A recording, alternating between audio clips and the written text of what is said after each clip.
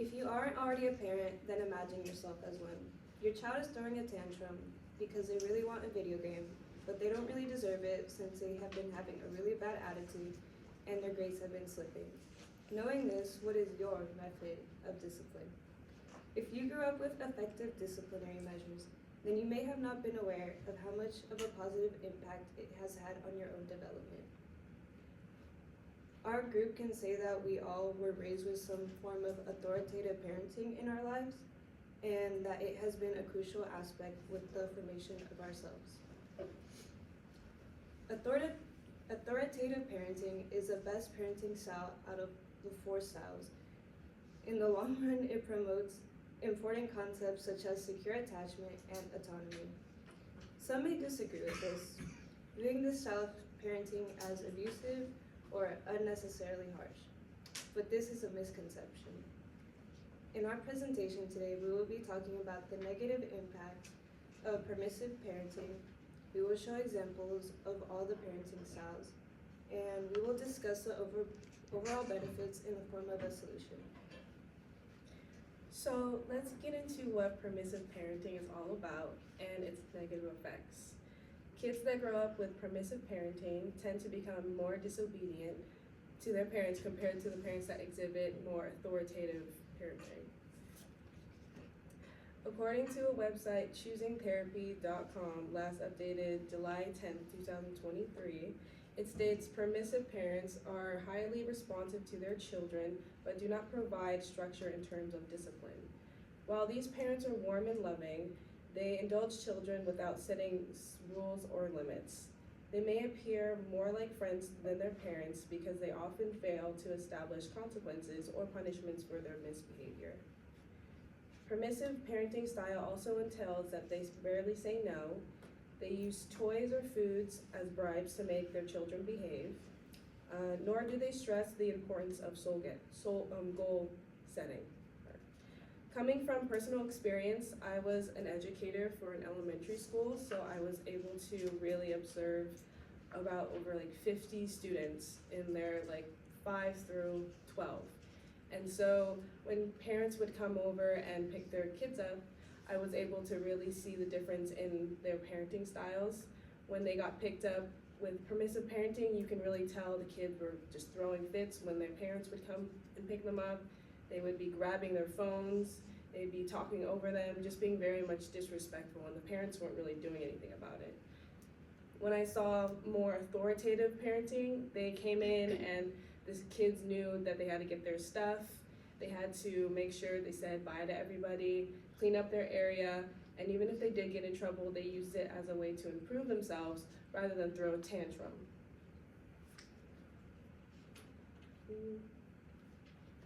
According to the article Permissive Parenting by Susan Ciano, it states one of the most important things for kids to learn is to regulate their own emotions and behaviors. But a permissive parenting style does not teach this. So the child enters the world with unrealistic expectations about how or she can behave. Coming from the same article, it entails the effects of the permissive parenting approach, stating they tend to think that the world revolves around them and that therefore they don't consider how others feel. They have difficulty keeping friends, especially as many struggle to develop empathy or share with others. Children of permissive parents often do not perform well in school because the parent does not teach the kids how to have good study habits and responsibility for homework or schoolwork. The children lack the self-discipline it takes to earn good grades or to turn in the assignments. Further, because permissive parents set few limits, their children lack impulse control and tend to be more aggressive. They often don't understand that the world has limits and that it isn't like their home environment. They can do whatever they want in their homes, but in the real world, they really can't. This low impulse control leads to a higher incidence of drug and alcohol problems. Now that we've discussed the problem at hand, we will now talk about solutions. Since an authoritative style of parenting is the perfect middle ground, overall, it gives a child the best foundation that allows them to grow into adulthood. According to Jessup University in the article titled, "The Psychology Behind Different Types of Parenting Styles," There are 4 different types of parenting styles. The first one being authoritative. These types of parents discipline their child in a very degrading way, offering no compromise. Punishment is severe in order to enforce their rules. This leaves their child having low self-esteem and a follower mentality into adulthood. An example of this being from Harry Potter.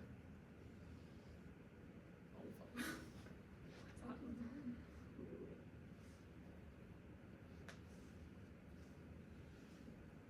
I was just... You just ruined the punchline of my Japanese golfer joke. Sorry.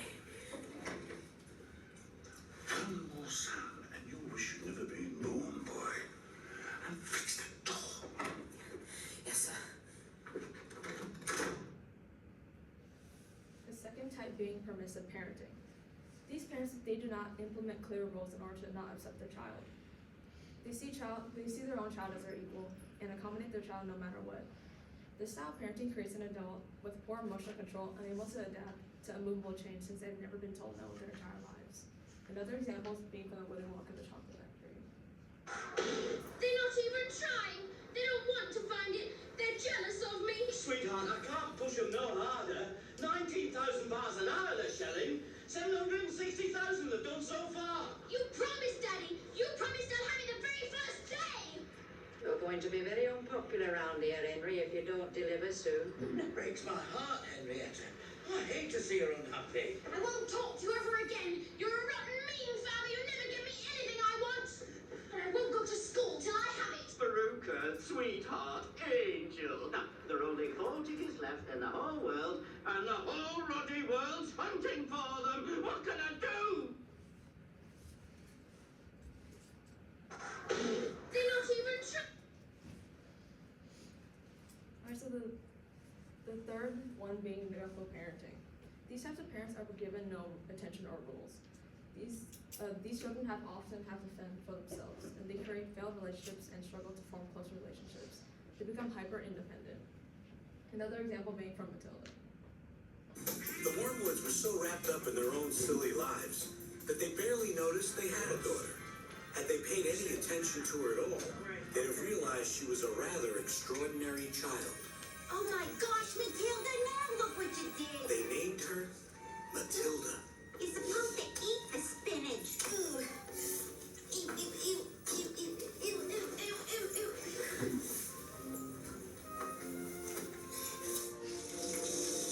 Babies. You're better off raising tomatoes. And the last one being authoritative. The Worm... So these parents set up a standard but also nurture and provide a caring environment for their children. They're able to make mistakes in an area that is easy for them to learn. They are tough love, but they are firm but also nurturing. Another example being from The Lion King.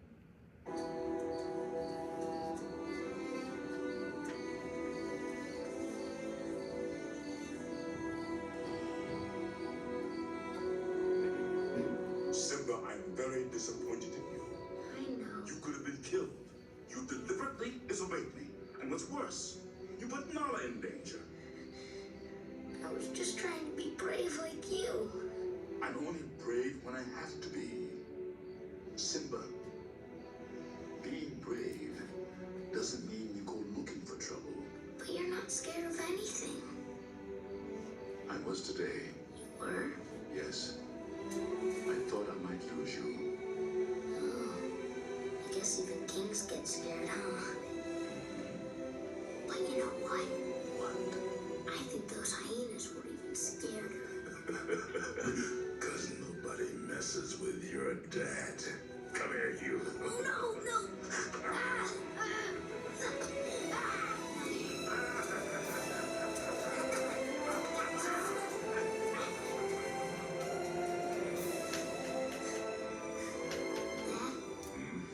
We're pals, right?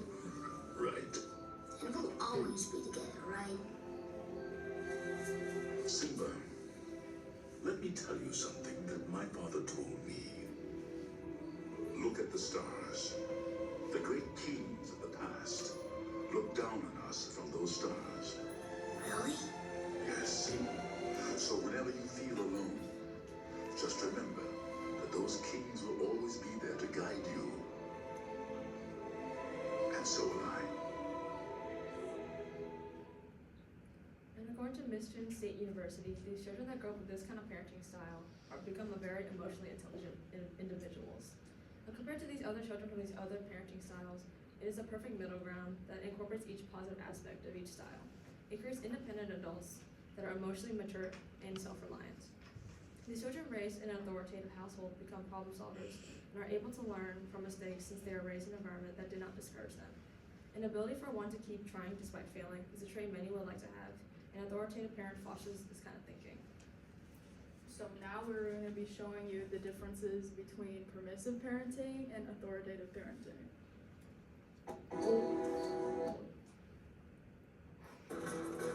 I would say the biggest issue with Brandon is anger management. Brandon, why don't you just act like a nice little boy? Come out. Nice little boy, my ass. I'm not a nice little boy. My take on homework in this family is homework is dreadful. You need to at least spend an hour on the project. No. I really want you to work on this without television. Wait. Can I watch a little bit of it and then do my homework? What time is this thing over at? 10 o'clock. 10 o'clock Can at I night. start at 9:15? Right, you have 15 minutes. I want you to look this over. When did homework become negotiable?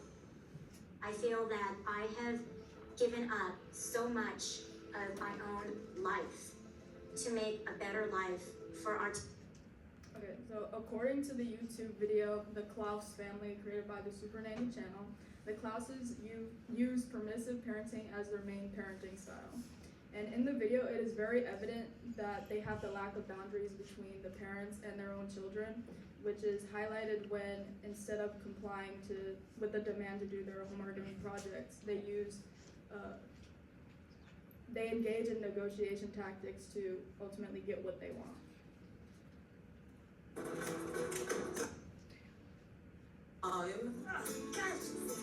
And sure enough, there was Mum lugging the bags.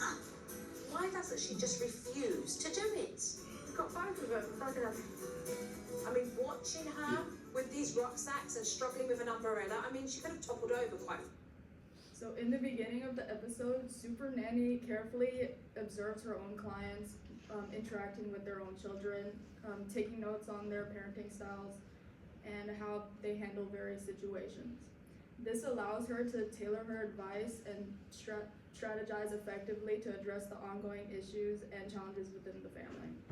She is known for using authoritative parenting styles to help her clients who actively use the permissive approach.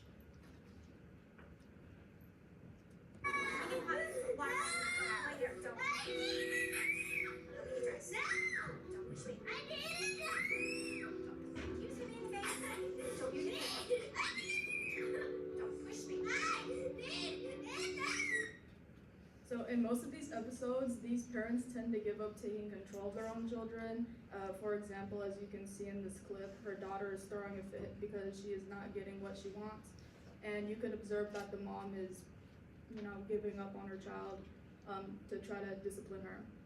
And using permissive parenting techniques like the mother, she looks physically and mentally drained. And this could also be due to the lack of the father not being in the picture. I mean, he's still at home. He's still working at home, but he's not taking care of his own kids.